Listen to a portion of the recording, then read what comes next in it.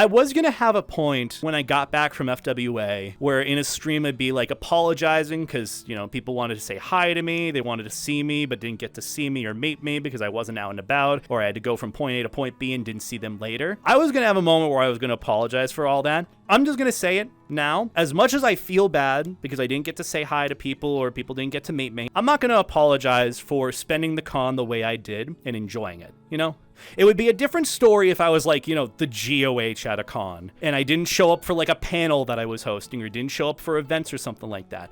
I went to FWA and I go to cons because I want to spend time with my friends and, you know, have my own con experience. And that's what I'd hope that other people end up doing, you know? Just because you didn't meet me at a con doesn't mean your experience was bad, I'd hope. And I hope you wouldn't make your entire experience at a furry convention about getting to meet me. And I can understand, I get the frustration and disappointment with not wanting to meet someone you wanted to. I get that. I get that all the time too from people that I've wanted to meet at cons, but I just am not able to because I don't see them. I just want to make that known, you know, I'm not going to apologize for not being more available to say hi to people. I'm going to spend the con the way I want to spend it, and I hope that you guys spend the con the way you want to spend it too. That's all, you know? And I hope you understand that at the end of the day, even though I was busy and doing my thing, I had a good time, and I hope you had a good time at the con you went to as well. That's all I really want to say in the future. I'm not going to apologize or, you know, feel bad about it, because at the end of the day, I'm just here for my own time and experience. If you get to see me, cool. If not, there's always next time.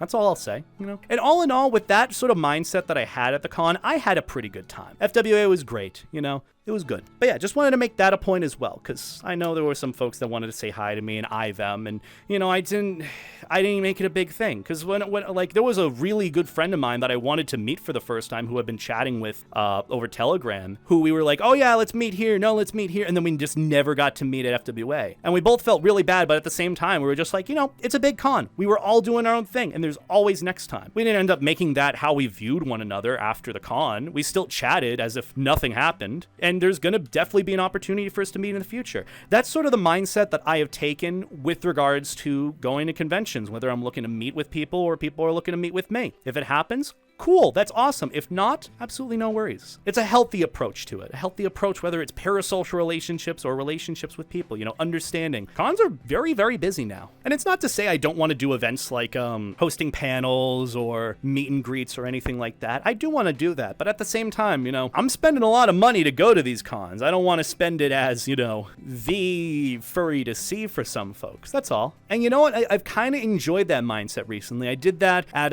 TFF this last year, TFF, Texas Furry Fiesta 2024, and Furry Week in Atlanta. You know, in both of those, I know I had a bunch of people that wanted to say hi to me and have some like really heart-to-heart conversations. But a lot of times when I'm going to like something, whether I'm going to eat with friends or hang out with them, going to the Headless Lounge because I'm hot, or I'm not able to take that time, I will make it a simple like, hey, nice to see you, or like a passing by hi and wave, or like, hey, I know you want to talk right now, but I gotta go somewhere. I appreciate, you know, that you want to, but maybe next time. And most of the time, most if not all the time, y'all have been super nice and understanding about it. And that approach has honestly been great for my mindset, because I'm not beating myself up all the time about not being available, about not fursuiting when folks want to see me, about not announcing it, because at the end of the day, I'm just trying to enjoy my own time based on the weekend that I have, which nonetheless is a very, very expensive weekend to go to cons. So I should spend it how I would like to. And that's all it's been. And everyone's been super respectful and appreciative of it. And I just want to say I appreciate those that do understand it. This is another little bit in the whole discussion about parasocial relationships, especially in furry, which is a long discussion that I've wanted to have for a while now.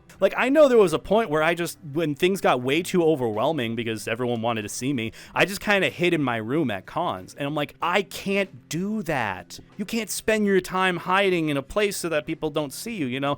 I've just been very upfront and very communicative about like, hey, I'm not really feeling great right now. Could we talk another time? That's all I can do. That's the one thing that I've learned. The theme of this year for me has been better communication. Communicating as much as you can, as willing as you can. And that's what I've just been for folks. You know, I might not be able to say hi because I'm really stressed or I haven't gotten coffee yet. And I kind of tell them, hey, you know, I'm kind of out of it right now, just so you know. I'd be happy to say hi in more in-depth later when I'm feeling better, after some food and coffee, or after I've woken up a little bit, or after this or that. And everyone's so understanding about it, because at the end of the day, you're communicating how you feel and communicating what you can reasonably do. And that's the thing as well. I try to make it as crystal clear that it isn't, you know, like a personal thing. Like, it's not them. And I can understand that being a thing where you worry, like, oh, is it me? Am I the problem when I'm meeting, you know, a furry creator that I like or fursuiter that I might like? No, most of the time, most if not all the time, it's not you. It is just they need their own space and time. And that's all.